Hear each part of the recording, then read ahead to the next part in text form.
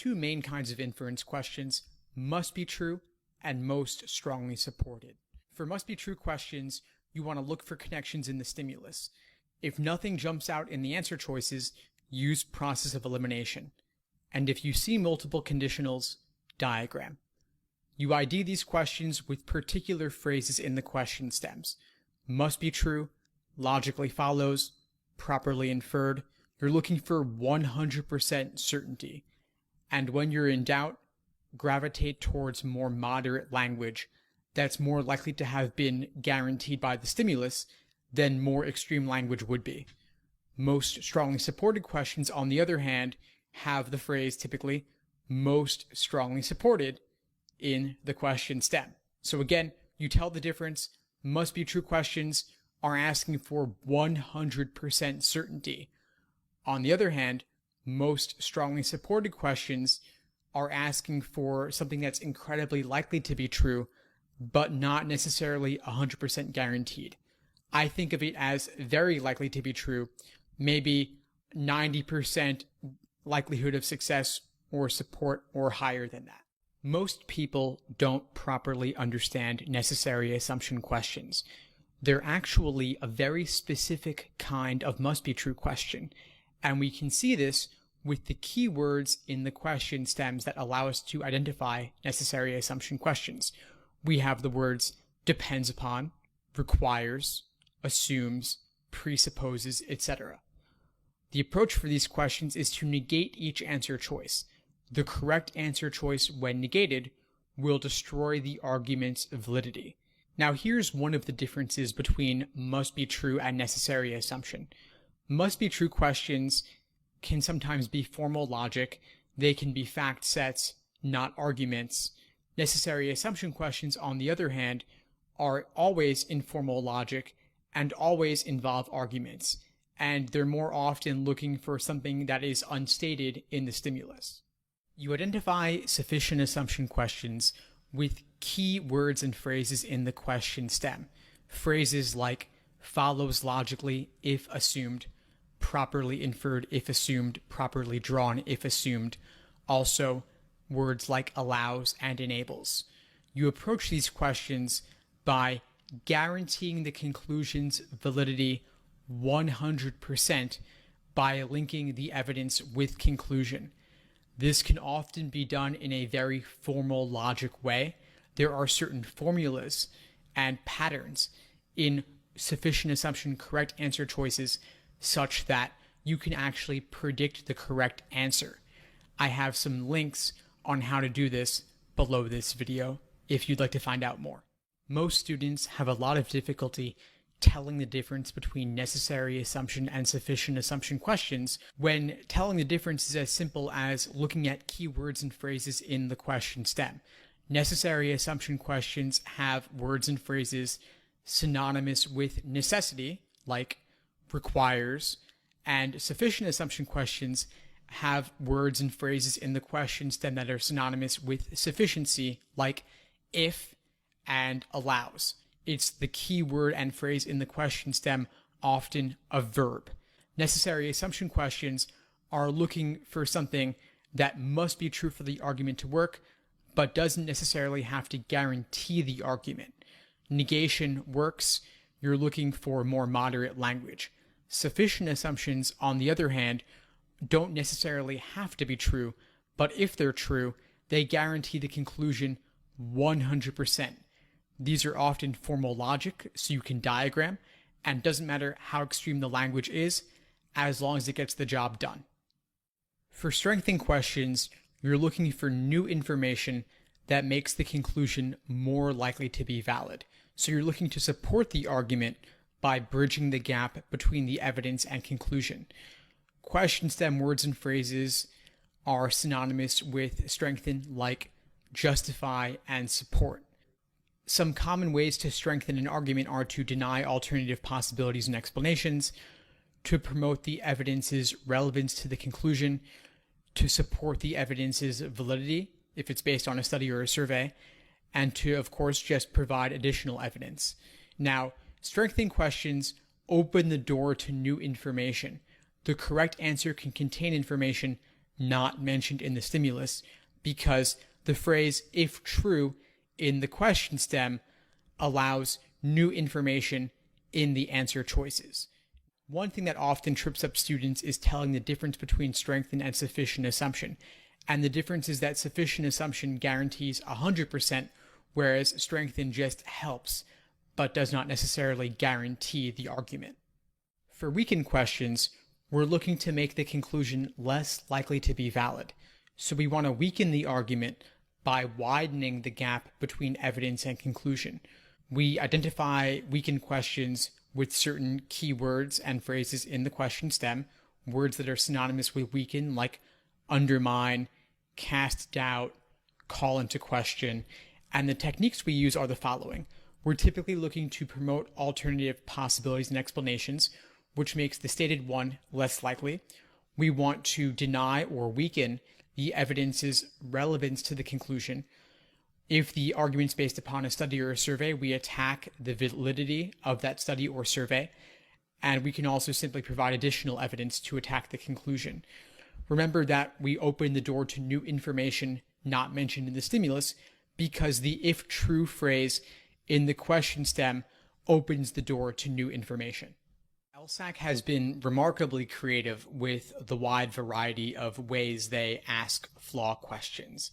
They might use words like error, questionable, fallacious, unwarranted, weakness, and of course, the phrase vulnerable to criticism.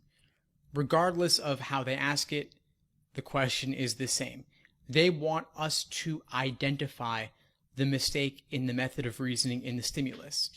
And the best way to approach these questions is actually to determine the mistake for ourselves, be able to articulate it for ourselves, and then look for a description of that flaw in the answer choices.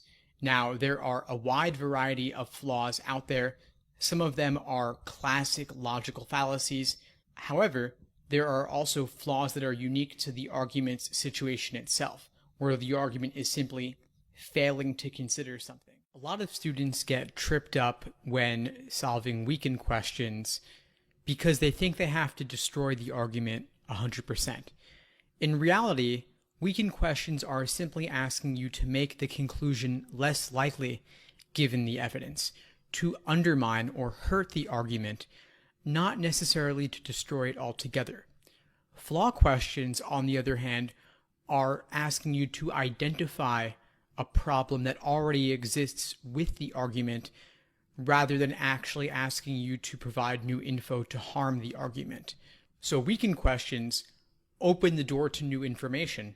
That's why you have the phrase, if true, in the question stem. While flaw questions, on the other hand, don't require any new information at all.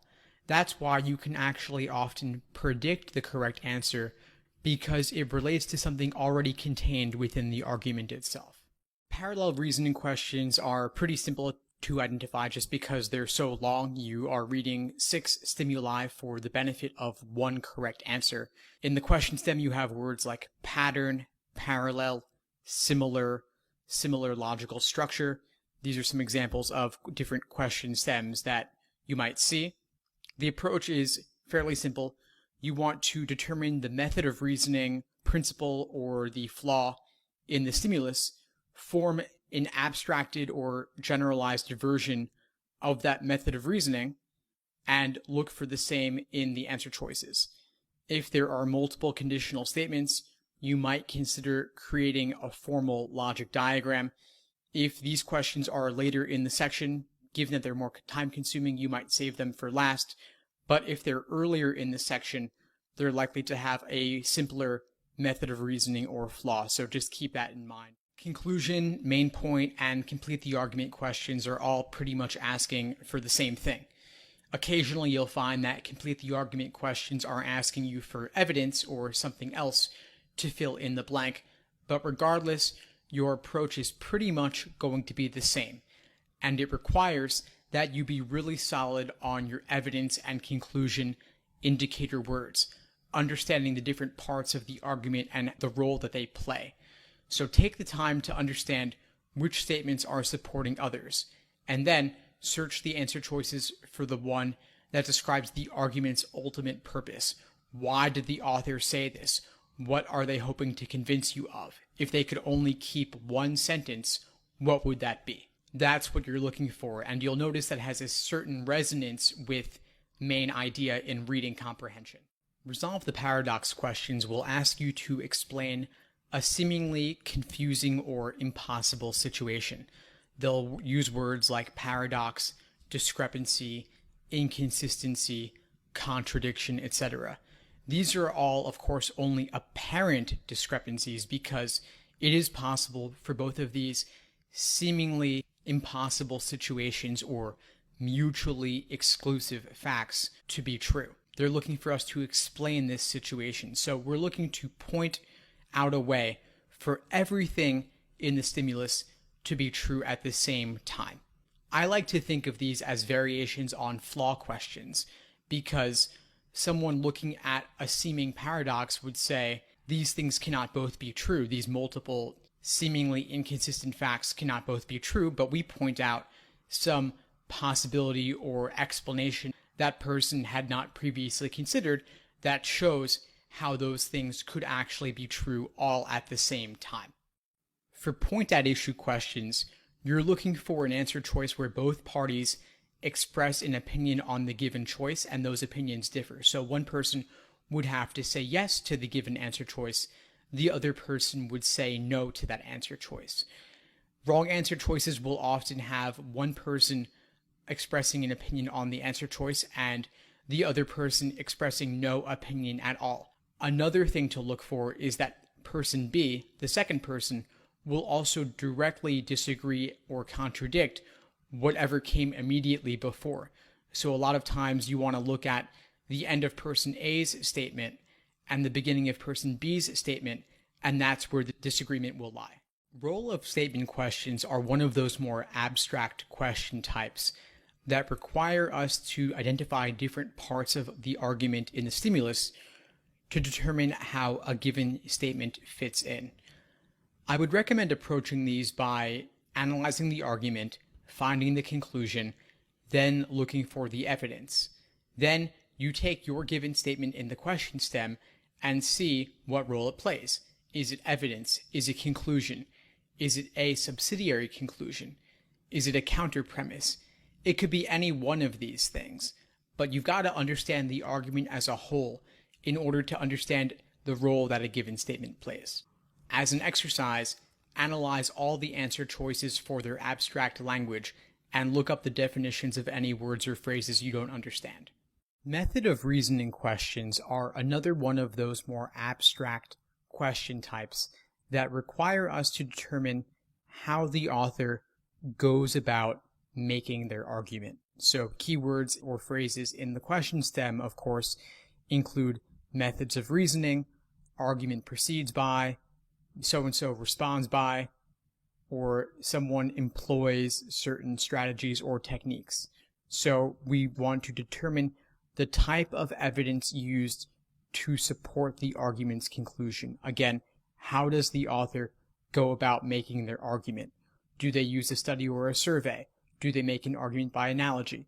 These are the kinds of things to be looking for, and you can improve your understanding of abstract logical reasoning language by looking up the definitions of words and phrases in the various answer choices, both the right answer choice as well as the wrong ones. Principal questions are one of those more abstract or meta question types that require you to think bigger picture. They're indicated by words like proposition or principle, and they take two forms, each one asking for seemingly different things. The first form, which is the first two question stems here, is asking you simply for a generalized version or form of the argument itself in abstract terms. The second type, which is the final question stem listed here, is simply asking you to strengthen the argument. Either way, you want to approach these principal questions by looking for a more generalized version of the argument itself. For a strengthened principal question, you're looking for a more generalized version of the argument, because if a generalized version of the argument as a principle were valid, the specific case referenced in the stimulus would be valid or justified as well. Thanks for tuning into the show. Please subscribe if you haven't done so already to be notified of new episodes as I release them, and feel free to reach out if you need anything at all as you move forward with your prep. I'm happy to help however I can. In the meantime, I wish you all the best and take care.